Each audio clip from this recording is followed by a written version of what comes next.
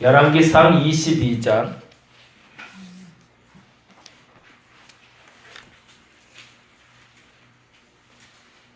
13절부터 봅니다. 13절부터 28절까지.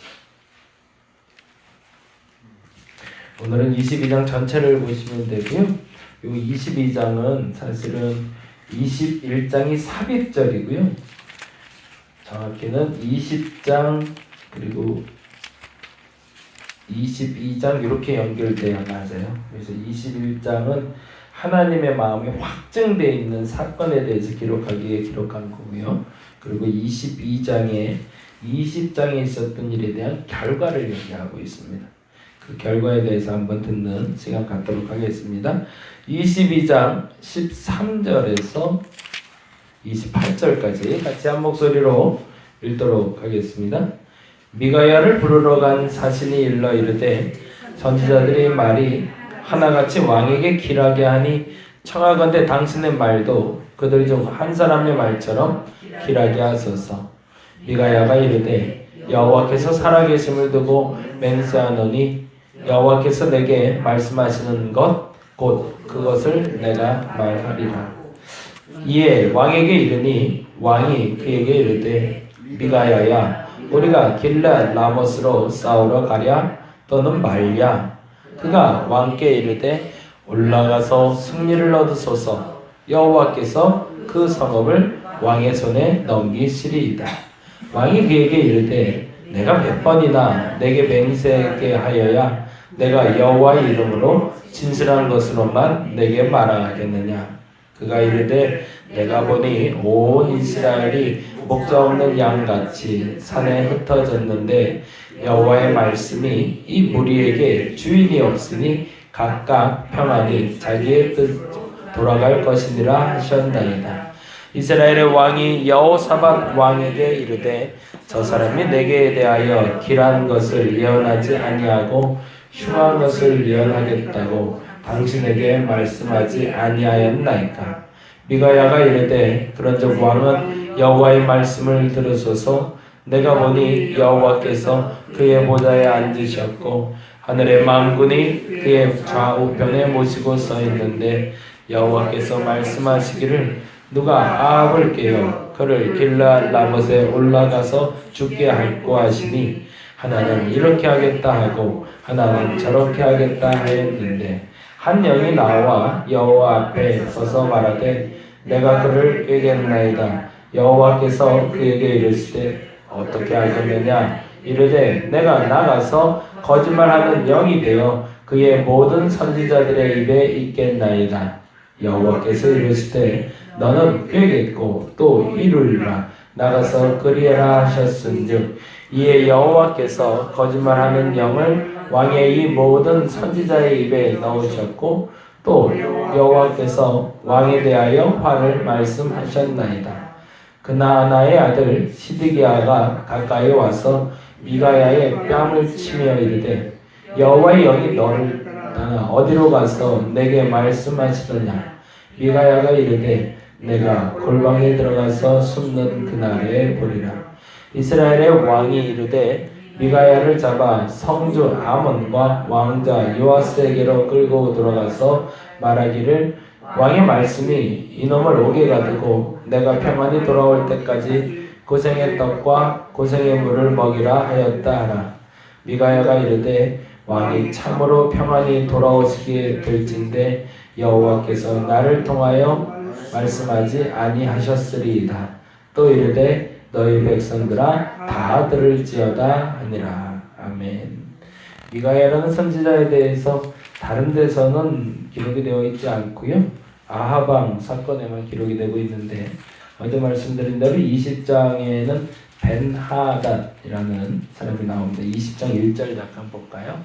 20장 1절에 보시면 20장 1절에 네, 한번 읽어볼까요? 아람의 벤하닷 왕이 그의 군대를 다 모으니 왕 32명이 그와 함께 있고 또 말과 병거들이 있더라. 이에 올라가서 사마리아를 에워싸고 그곳을 치며라고 되어 있잖아요. 그래서 아람의 벤하닷에 좀 줄을 쳐주시고요. 요 벤하닷 왕과의 싸움에서 아합이 죽습니다. 근데 1차 싸움에서는 사실은 벤하닷이 그 타협을 하러 와요. 타협이라기보다는 그 뭐라 그럴까, 아합을 좀 무시했어요. 아합을 무시하고 네가 나한테 항복하면 내가 널 도와줄게 뭐 이런 식으로 얘기를 해요. 그러니까 내가 할 만큼 다 할게요. 그러면서 아합이 뭐 조공도 바치겠다고 하고 그리고 잘해드릴 테니까 우리 싸우지 맙시다 이렇게 얘기하거든요. 그랬더니 이게 좀 만만해 보였나 봐요. 이게 만만해 보니까 아합이 그래? 그러면서 이렇게 툭툭 건드린 거죠. 북한이 미국하고 그렇게 정상회담 했다고 자기가 미국만한 어마어마한 힘을 가졌다고 착각하지 말아야 되는데 그거 큰 거 다칠까봐 걱정이에요. 벤하닷이 그 일을 했던 거죠. 아합 왕 앞에서 이렇게 툭툭 건드리니까 아합이 그냥 맞아줘요. 툭툭 치는 대로 알았어 내가 잘해줄게 그러는데 이게 기고만장해서 완전히 전쟁을 벌여버리는 거예요. 그래서 1차 전쟁에서 싹쓸이를 한번 해버려요. 아합 왕이. 근데 이때까지만 해도 아합이 나갈 때 하나님께 묻습니다. 하나님 어떡할까요? 누가 먼저 갈까요? 그때 청년들 데려가라. 그럼 청년들 데려가면서 누가 앞장서면 좋을까요? 네가 앞장서라. 그래서 앞장서서 가서 1차 전쟁을 이겼어요. 그러고 나니까 아랍 왕 벤하닷이 어라 그러는데 이게 댐비네 싶은 거예요. 자기 생각이죠. 이게 아합 왕이 얼마나 강한지를 사실은 우리가 이 열왕기 상하를 보면서 아합에 대해서 참 이런 표현 죄송하지만 쪼잔하고 좀 이렇게 사람이 좀 못나 보이고 여자 치맛자락에 놀아나는 것 같이 보여도 사실은 역사 중에 보자면 북이스라엘의 오므리 왕조라고 부르는데 이 오므리 왕조가 가장 강대할 때입니다.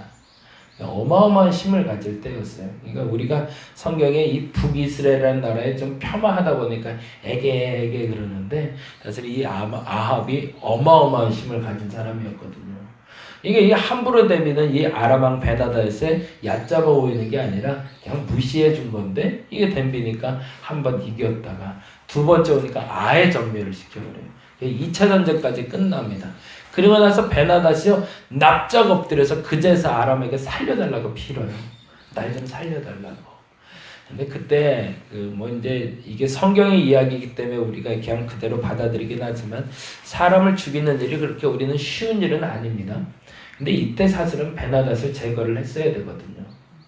근데 그걸 제거를 안 해요. 그리고 나한테 납작 엎드리자 또 이 순간에 아합이 교만해집니다. 그래서 내가 성군을 베풀어서 성의를 베풀어서 내가 너를 살려주겠다. 내가 성은을 베푼다 이 표현을 써요. 내가 성은을 베푸니 내가 왕의 신하가 되겠다고 벤하닷이 그러고서 물러가는 장면이 이 시점까지 이야기해요. 그리고 나니까 그 장면을 보고 있었던 하나님이 하나님의 사람을 아합에게 보냅니다. 그래서 네가 해야 할 일이 뭔지를 모르는구나. 네가 벤하닷을 살려준 것 때문에 너는 결국에는 세상을 떠나게 될 것이라는 선포를 하게 돼요. 그래서 이 사람이 화가 나는데 이 화가 나면서도 이 말이 틀린 말이 아닌 걸 알게 된 거예요. 그러니까 아합이 근심하고 있는데 그게 이제 어저께 21장 나봇의 포도원 얘기인데 그 얘기예요. 기분 전환을 위해서 쇼핑하러 간 게 사실은 나봇의 포도원입니다. 이게 기분이 우울한 거예요.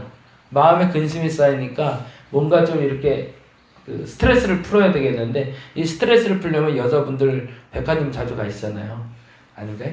뭐 살 거 없어도 돌아보지 않나요? 이렇게 한참 돌아보고 오면 기분 좋아지잖아요. 내 거 아니더라도. 마찬가지로 아합이요. 이쪽에 기분이 나쁘니까 이거 기분 풀어보려고 나봇의 포도원으로 간 거예요. 쇼핑을 했는데 이 물건이 너무 좋아 보이니까 이거 나 갖고 싶은데 너무 비싼 거죠. 그리고 못 산다고 엄마한테 쪼르듯이 아내한테 와서 쪼르니까 아내가 하는 말이 그거 뭘 비싸 내가 사줄게 이렇게 된 거거든요. 그러고서 아합의 마음을 풀어주려고 그러는데 오히려 그때 갑자기 말도 안 되게 엘리야가 또 오니 너무너무 화가 나는 거죠. 그리고 엘리야가 와서 한다는 소리가 네가 쇼핑한다고 네 마음이 풀릴 것 같냐? 근원적인 죄의 문제를 해결을 못했는데 결국에 그렇게 당하고 말 거야 라고 선포하고 가는 겁니다. 그러니 그때 아합이 이게 진짜 잘못된 거구나 싶어서 그때 회개하는데 그때 아합을 하나님이 이뻐 보는 게 아니라 그래도 회개는 할 줄 아는구나 겸비했구나라는 표현을 쓰시면서 너 때는 내가 큰일 저지르지 않지만 네 다음 때에는 왕조가 끝날 것이다 라는 선포가 엘리야의 선포입니다. 그리고 나서 3년이 지났다고 얘기해요. 예, 어제도 말씀드렸지만 이 열왕기상하는 역대기가 역사서입니다. 그러니까 서두에 그 후에 얼마 후에 많은 날 후에 3년 후에 이런 단서가 달려 있어요. 그러면 그 단서가 달려있는 말이 어떤 내용을 담고 있는지를 보고 이야기를 보시면 훨씬 쉽게 열왕기상하를 읽어갈 수 있습니다. 그러니까 많은 날 후에 3년 후에 그럼 그 3년 동안 무슨 일이 있을까? 라고 궁금증을 한번 가져보시고 그리고 그 3년 동안 있었던 일이 뭘까? 그 앞장에 나오고 있어요. 그 앞장 얘기를 보시면 됩니다. 지금 오늘 22장을 봤는데 22장에도 동일한 얘기가 나오고 있어요. 22장 1절 말씀 한번 볼까요?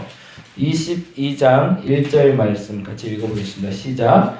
아람과 이스라엘 사이에 전쟁이 없이 3년을 지냈더라. 그랬죠. 그럼 이 아람 하면 누구를 기억하면 되겠죠? 베나다. 아람의 왕 베나다를 기억하고 계시면 돼요. 그러면 전쟁이 없이 3년 지냈다는 얘기는 그러면은 아람 왕 베나닷을 살려주고 나서 3년의 시간이 지났다는 얘기죠. 그러니까 2차 전쟁이 끝나고 나서 3년의 시간이 지난 거예요. 그러면 그동안 아람은 뭘 했을까요? 아합은 쇼핑하고 있는 동안 아람은 힘을 키웠겠죠. 복수하기 위해서 와신상담한 거죠. 그리고 나서 언젠가 날이 되면 내가 저를 다시 치러 가리라라고 3년 동안 그는 전쟁을 준비하고 있었는데 아합은 딴짓하고 있었던 거죠. 그리고 그 힘이 강대해진 것을 모르고 있다가 지금 큰 다치게 생긴 겁니다. 그러고 나서 3년이 지나서 군사력이 어느 정도 증가되자 아람의 왕 베나닷이 공격을 하러 올 전지 태세를 갖자 아합 왕이 그때서야 눈치를 채게 된 거예요. 그리고 나서 2절에 다음과 같이 이야기합니다. 2절 볼까요? 같이 읽어봅니다. 셋째 해에 유다의 여호사밧 왕이 이스라엘의 왕에게 내려가매 라고 되어 있죠. 유다, 이스라엘 구별해야 된다고 그랬습니다. 남유다죠. 남유다의 왕은 그때 여호사밧. 이스라엘의 왕은 누굴 얘기할까요? 아합. 이게 사위예요, 사위. 여호사밧이. 그러니까 여호사밧이 이스라엘 왕에게 가는 게 맞는 거죠. 그렇죠?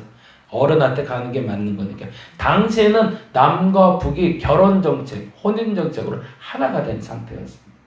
유일무이하게 유다의 여자 왕비가 서는 시간이 오는데 이 여호사밧에 관련된 여인입니다. 나중에 그 여인 얘기는 우리 역대 상하를 볼 때 얘기하고요. 그래서 악녀 중에 악녀라고 또 불리는 분이 또 한 분 계십니다.